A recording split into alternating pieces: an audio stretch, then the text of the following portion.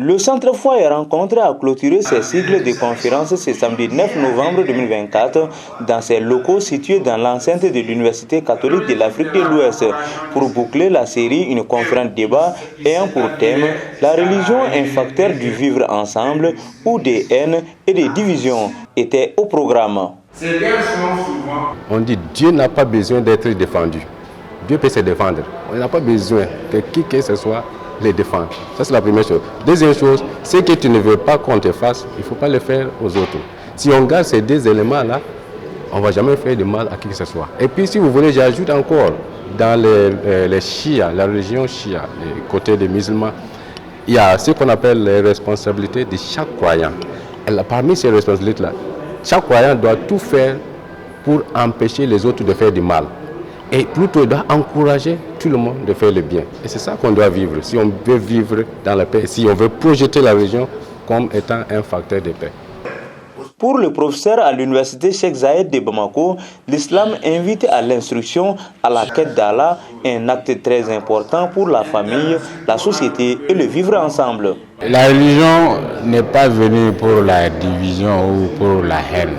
La religion est venue pour organiser la société, surtout la religion musulmane. La religion musulmane est venue pour vraiment organiser la société. Elle n'est pas venue pour vraiment la désolation, pour semer la terreur. Ceux qui commettent des terreurs au nom de la religion musulmane, ils ont d'autres projets, ils ont d'autres agendas. En réalité, la religion musulmane est venue pour propager la bonne parole d'Allah.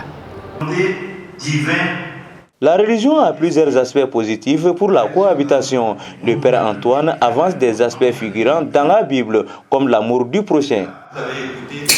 Pour éviter la haine, pour éviter la division, que la religion soit considérée comme un facteur de haine et de division, il faut d'abord, premièrement, comme nous vivons dans une société moderne, un cadre juridique. La Constitution est là, les lois sont là, doit encadrer et surtout la pratique de la religion et la pratique de chaque religion. Qui dit religion dit aussi les acteurs religieux, les leaders. Ceux-là aussi doivent être formés, doivent être aussi informés de la religion des autres pour pouvoir promettre le vivre ensemble.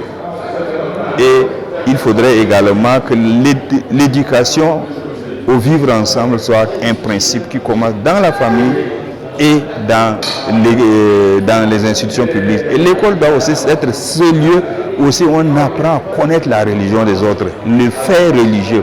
On n'enseigne pas la religion, mais on enseigne quand même les faits religieux comme une histoire de religion pour que chacun puisse apprendre quelle est la religion de l'autre et votre. Cette conférence qui s'inscrit dans le cadre d'une série de conférences débats que le Centre Foi et Rencontre organise est la dernière de cette année 2024. La première conférence débat de l'année 2025 est prévue pour le mois de janvier prochain.